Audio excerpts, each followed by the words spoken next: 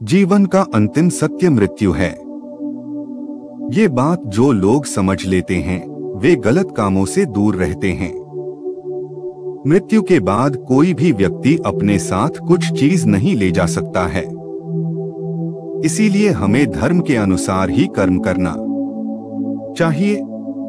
एक लोक कथा के अनुसार पुराने समय में एक संत सभी यात्रियों को श्मशान की ओर भेज देते थे ताकि लोग समझ सके कि मृत्यु अटल सत्य है। पढ़िए पूरी कथा। पुराने समय में एक संत गांव से बाहर अपनी छोटी सी कुटिया में रहते थे।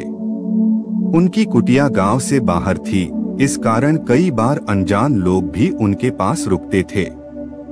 राहगीर उनसे पूछते थे कि गांव की बस्ती तक कैसे पहुंच सकते हैं।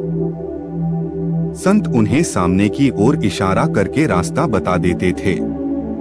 राहगीर जब संत के बताए हुए रास्ते से श्मशान पहुंच जाते थे, वहां पहुंचकर यात्रियों को बहुत गुस्सा आता था।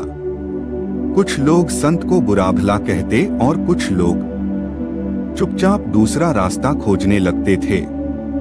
एक दिन एक यात्री के साथ भी ऐसा ही हुआ।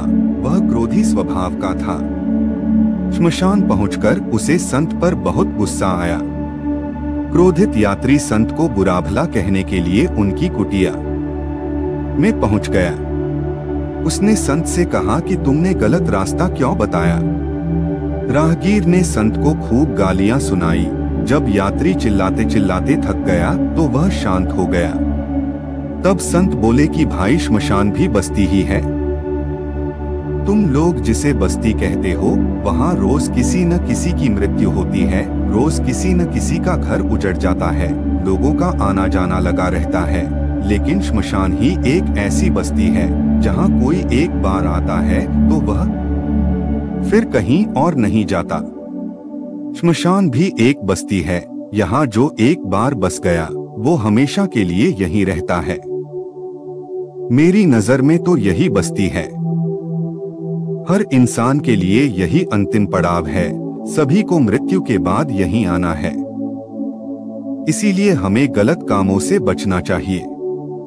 ये बातें सोचकर मैं बस्ती का यही रास्ता बताता हूँ ताकि लोग समझ सके कि मृत्यु अंतिम सत्य है।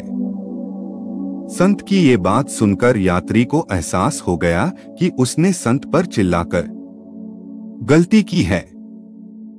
उसने संत से क्षमा याचना की और गांव की ओर चल दिया। तो दोस्तों, वीडियो अच्छा लगे तो लाइक करें और चैनल को सब्सक्राइब करें। धन्यवाद।